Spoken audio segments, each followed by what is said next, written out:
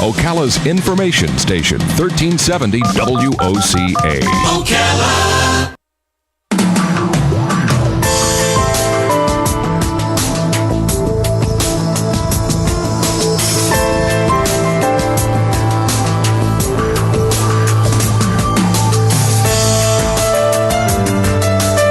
All right, 5 minutes after 11 o'clock. By the way, you got about 40 minutes to get your name in the box if you want to be in the running for those 2 tickets to the Daytona 500.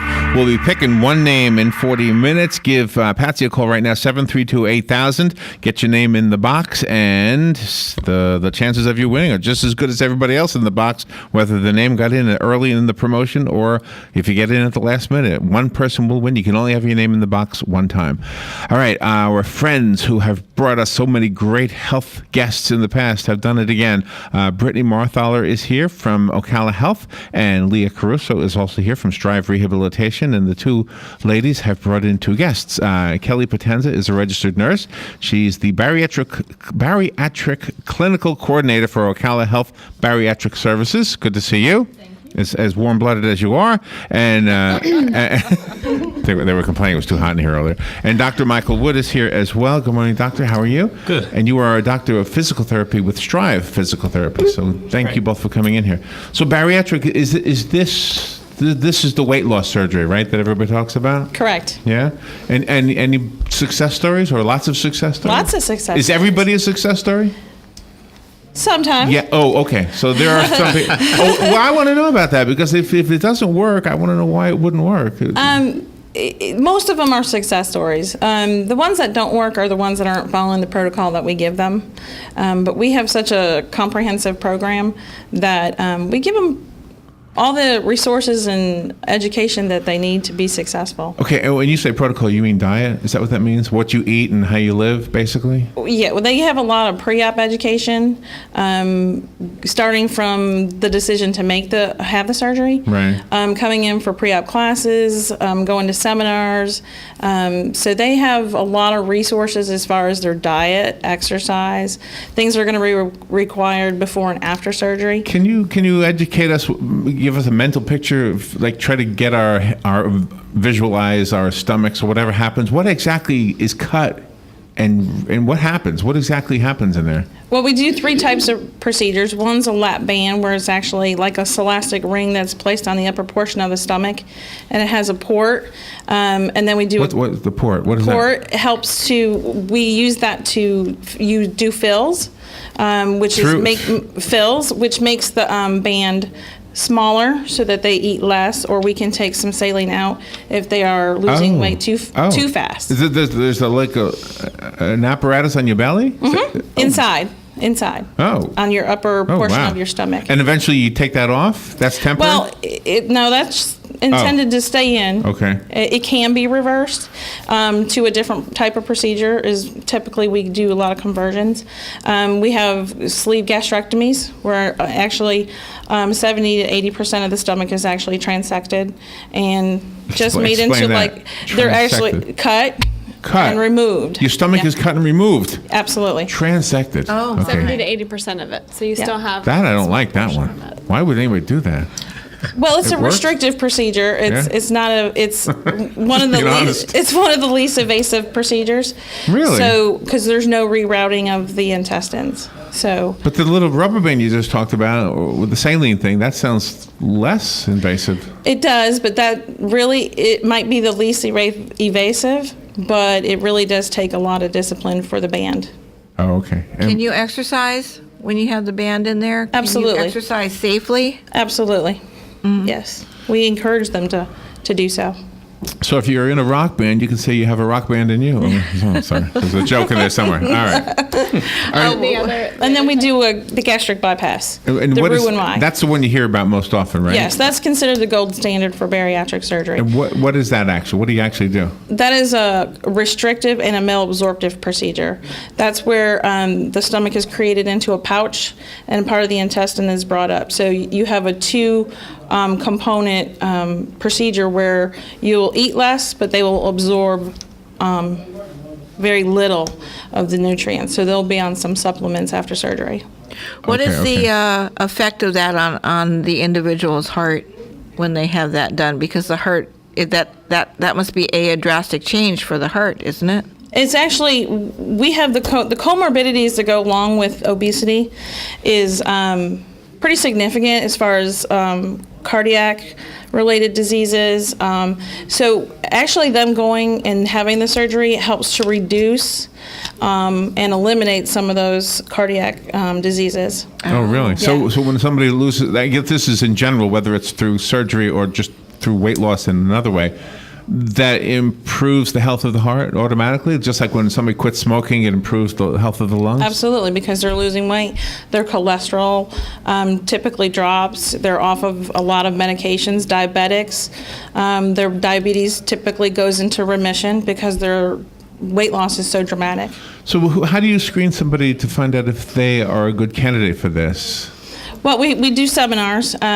It really starts with a phone call inquiring to have the surgery. We do monthly seminars where they can come and learn about the procedures, meet the physicians that are doing the procedures at our facility, and then from there they go in for a one-on-one consult with them. And then at that point they get like a checklist, and they talk about what surgery they want to have. Essentially, it's an elective procedure, so the patient will essentially pick their surgery. However, the physicians are going to recommend what is going to be best for them based on their individual comorbidities and diseases that they have. And do you also help them with their lifestyle change for their eating habits and things? Because can't that backfire on them and they get into their old habits again? Absolutely. We have a comprehensive program where we do a lot of post-op follow-up with them. We have follow-up schedules for them. They have access to the dietitian. We do support groups that meet the third Thursday of every month. So we encourage them to come, not only them, but their support. Their support at home is essential because we're with them one day a month, unless they call or something. But their support, we like to educate their support so that they can help them stay on track as well. Yeah, right. And does anybody ever come in and they think this is what they want, but they're really not that obese, and you say, I got a better plan for you? Does that ever happen? We do, and we always encourage them to try the medical management as far as weight loss, but a lot of our patients, when they're inquiring about bariatric surgery, they've already tried. They've done a lot before already. They've done their education. Oh, they've wow. tried all their other avenues. So, Dr. Wood, when somebody has had the surgery, is that where you step in as far as the rehab part? Yeah, I think we could actually be on either end. So prior to really? Prior to surgery, she was talking about people who have tried other things. Definitely physical therapy. Most of these people are going to have knee pain, back pain, etc. And our obese patients, we always try to encourage weight loss because we know through several studies that even just 10 pounds can have a dramatic improvement on their life. One study showed that you can get a 30% reduction in knee pain and a 24% improvement in your ability to function just by losing 10 pounds. Wow. So if we can get them started, they feel better, then you create that positive loop cycle, and so they want to make more changes, and they start eating better, and then they lose a little more weight, they feel a little better. Wow, so there's like a psychological thing kicks in as well, right? Big time, and I think they would speak to that a lot in the surgery as absolutely. well. Absolutely. So the surgery itself creates a psychological improvement in some ways? Absolutely. We have a lot of patients that are diagnosed with depression due to everything that's going on with them in their life. Right. Once they start to lose weight, they actually feel good about themselves. They socialize more, Right. and they actually start to eliminate some of their depression meds. Can a woman get pregnant after having the surgery, and will the pregnancy be successful? Oh yes, we have patients that have had successful pregnancies. We encourage them to wait usually about a year or two after surgery, and then when they do get pregnant, we encourage them to just follow closely with their diet, dietitian, to make sure they're getting enough calories. Wow. And ever have a couple come in, they both need it, both get it, and both go through it at the same time? All the time. Really? Mm-hmm. Wow. Yes, we have several coming through now that are husband and wife, sister, brother, mom, daughter teams. So wow. and that's a huge success because they're not going to sabotage supporting each other. Yeah. Well, the phone lines are open, by the way. If you have any questions, we do need to take a little break, and we'll be right back. We're learning about bariatric surgery and weight loss through it. We'll be right back. The weather is brought to you by myfwc.com. Safe boating is no accident. Mostly sunny today, windy and chilly with a high of 48 to 52. Clear and cold tonight with the wind diminishing, lows ranging from the mid-20s in some inland spots to about the freezing mark along the coast. Sunny tomorrow with a milder afternoon, high 53 to 57. For Saturday, sunshine, some clouds, and becoming warmer, the high 71 to 75. From the Florida Weather Center, I'm meteorologist Joe Lundberg. Gene Powell Pasture Mowing. Our tractor services include bush hog, disking, front end loader, box blade, and stump grinding. We also have zero-turn mowers for the smaller paddocks, aisleways, fence rows, and lawn care. Fence row spraying is also available for weed control. We are licensed and insured. Gene Powell Pasture Mowing, 352-629-2440, or online at powellgene, Gene, at yahoo.com. Gene Powell Pasture Mowing. Hi, I'm Seth with AA Lock, Dock, and Security. Have you ever thought about the locks or security on your house or business? Have you ever wondered why the keys to your new car cost so much? Well, at AA Lock, Dock, and Security, we can help with securing your valuables. We can even replace those expensive transponder keys. We can give you the knowledge that no one else will. Call AA Lock, Dock, and Security at 867-1965. That's 867-1965. One of the most common questions those nearing retirement are asking, will I outlive my money? Retirement questions like these and many more will be answered every Saturday morning at 9 a.m. on Planning for a Better and Safer Retirement with hosts Francois and Julian Pozenet. Francois and Julian will help you put your retirement puzzle together. Catch Planning for a Better and Safer Retirement Saturdays at 9 a.m. on Ocala's News Talk, The Source 96.3 FM and 1370 AM. So you need a credit card, but how do you choose? Let's compare the big banks to Florida Credit Union. They have rewards, and we do too. They have customer service. Hello, 24/7. They have celebrities. Hey, Danny. But with Florida Credit Union, there's no annual fee, no liability for fraudulent charges, and no 22% interest rates. Choose Florida Credit Union, and you'll not only have a great credit card, but you'll have the support and personal touch that the big banks, well, can't touch. Florida Credit Union, connecting your money to your life. Federally insured by the NCUA. All right, 17 minutes after 11 o'clock. If you have a question during the course of this interview, you are welcome and invited to call in. If you know somebody who might need bariatric surgery, or maybe perhaps you are somebody who is considering this is a great time to call. Dr. Michael Wood is here to answer your question, as well as Kelli Potenza, who's a registered nurse. Dr. Wood is with Strive Physical Therapy, and Kelli is with Ocala Health Bariatric Services. So let's talk about the location actually where you are. I've heard a lot of people are going to Ocala Health for bariatric. We've had a number of people who've shown us amazing before and after pictures, by the way. Mm-hmm. So my question in the beginning, I kind of knew the answer because I've seen some success stories myself. How did it come to be that Ocala Health was like the place to go in Ocala for this? Ocala Health is a designated center of excellence by the ASMBS. It's now called MISQUIP, which is a quality improvement type program. So everything's based on quality outcomes, and we've been a center of excellence going on 12 years. And forgive me if this went in one ear and out the other, but how long are you in the hospital after the surgery? 1 to 2 days. That's depends. it? Yeah, depends on how the patient's doing. Yeah. Really, how far they live. If they live a good distance, we'd like to keep them an extra day just to make sure everything's going well. But really, 1 to 2 days. So they come from far away? Oh, Some yes. of them? Really? Yes. Well, that says a lot to the reputation, doesn't it? We've had someone as far as Japan. Really? That's about as far as it is. There's nothing farther. So yeah, it's a great program. I'm very proud of it. Wow, I'm surprised, doctor, that there's actually a program for before the surgery. Aside from letting somebody know what to expect, but so have you ever had somebody who goes through the program that you offer at Strive and find out that they say, you know what? I can do this without the surgery. Has that ever happened? Oh yeah, we have people all the time, and there's also, there's certain people who may be obese but not so obese that they need the surgery or things of that nature. And it's if you can just make small changes, a lot of times that's enough to start you on the right path. And like we talked about earlier with the psychological, once you get started on the right path, and it's very easy to keep going. Is there a repeat visits necessary? I mean, typically, yeah. The typical program for us, if we're doing physical therapy as well, we're going to see them 2 to 3 days a week to address their orthopedic concerns. But a typical just weight loss program, you'd like to see them at least once a week initially, and then once every couple of weeks for the first 4 to 6 months, to just ensure that they're following through with their program and they're not falling off the wagon, or they have a party or a birthday or a get together and they have that piece of cake and then that causes them to spiral. Oh. Wow, that's crazy. Is there an age bracket that you do the surgeries for, like a beginning age?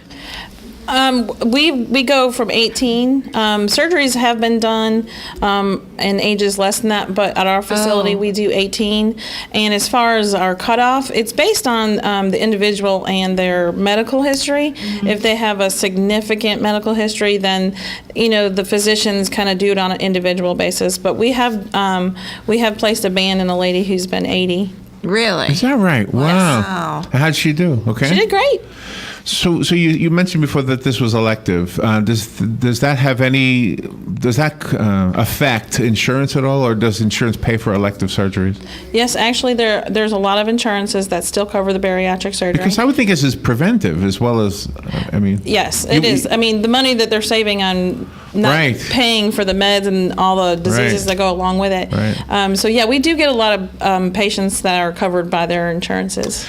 If a patient wants to have this done, do they need to get a referral from their general practitioner? Yes, they do. The steps are they speak with their primary care physician, and then that referral goes over to the bariatric surgeon, and from there we do the seminar, we do the pre-op classes, they do their consults, they do their workup process, and then once everything's done, insurance approves, and then once approval is done, they come in yet for another class, and then they have surgery. Ladies, you'll need to put the headset on to hear the caller. Dr. Wood already has his headset on. See, only the two men. That's right. Men are nerdy. We like headsets. See, this is the thing. I'm just teasing. All right. Thank you for calling. Good morning, and for waiting. You're on the air with Dr. Michael Wood and Kelli Potenza. Yes. Good morning, doctors. Would this surgery have any an effect, either good or bad, on let's say your bladder or your colon? Well, once you lose weight, sometimes the frequency, the urgency of bladder decreases. Really? Okay. Anything else? Well, yeah. What you're saying is what I think here is that because the fact that you're not eating so much, you're not going potty so much, either number one or number two. So there's a big change in your organs that way. And I was just wondering if that would have like a long or short term effect of being either good or bad. Your bowel habits will return after your post-op period. I never consider it a habit. It's just an interesting word. Thank you for the call. It's a necessity. It's not a habit. So what's the first step? What is somebody who's listening and say, gosh, they're having fun joking, but this is really serious for me. What does that person do first? Who do you talk to that person? What would you recommend? The first thing that they should do is actually start to educate themselves on the different types of procedures that are out there. Like I said, our facility does the lap band, the sleeve gastrectomy, and the gastric bypass. We also do revisions.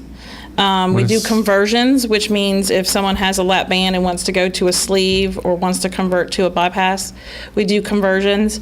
But the first place to start is to educate. Start educating themselves on the different types of procedures, and they can do that by attending one of our information sessions, one of our seminars. Does it leave a scar?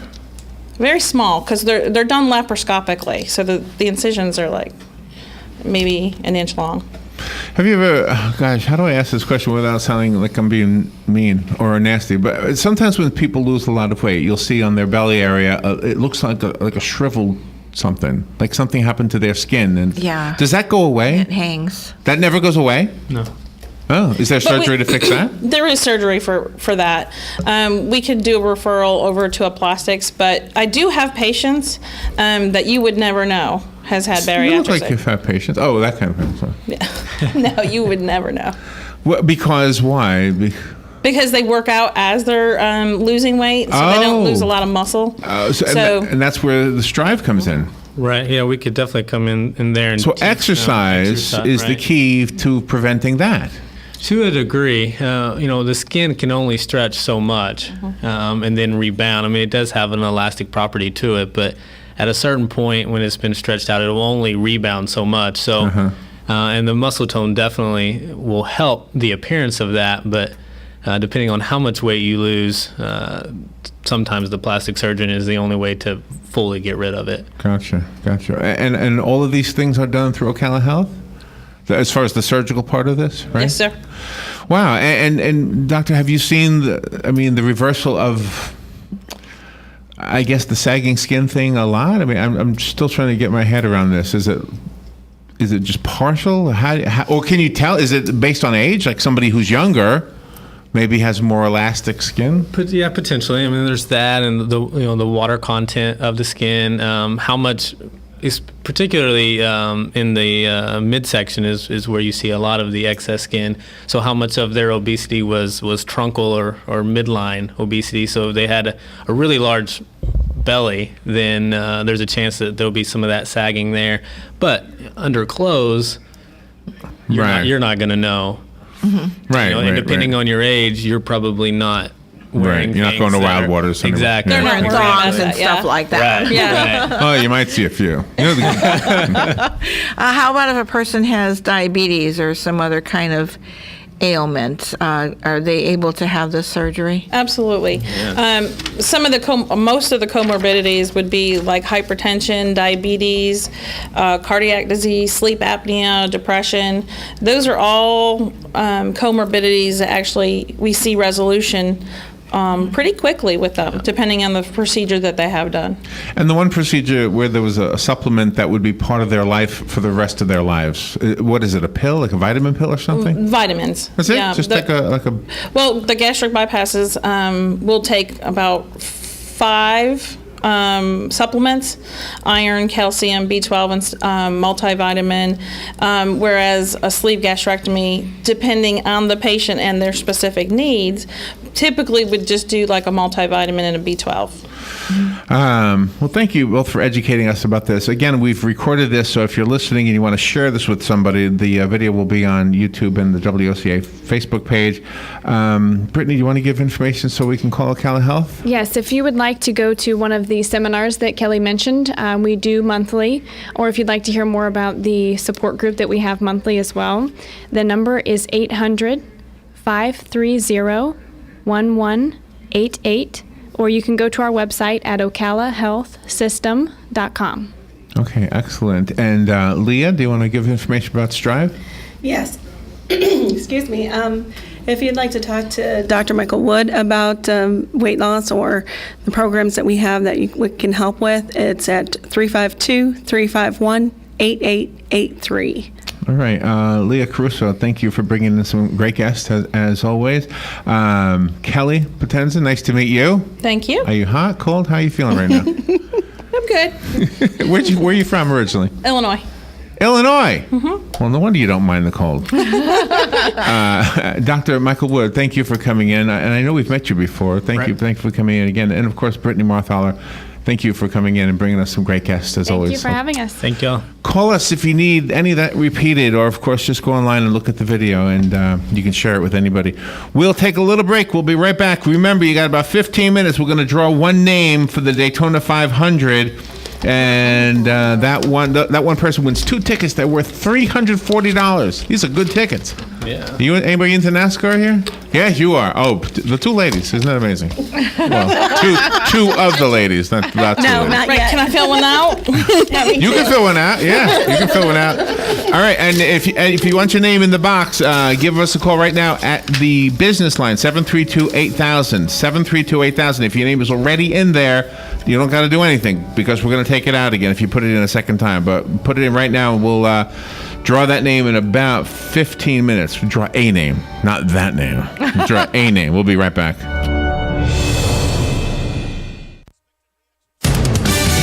Fox News Radio, I'm Lillian Wu. The president speaking on the final day of the White House Summit on Violent Extremism, saying the notion that the West is at war with Islam is an ugly lie. All of us have a responsibility to refute the notion that groups like ISIL somehow represent Islam. UN Secretary General Ban Ki-moon saying oppression, corruption, and injustice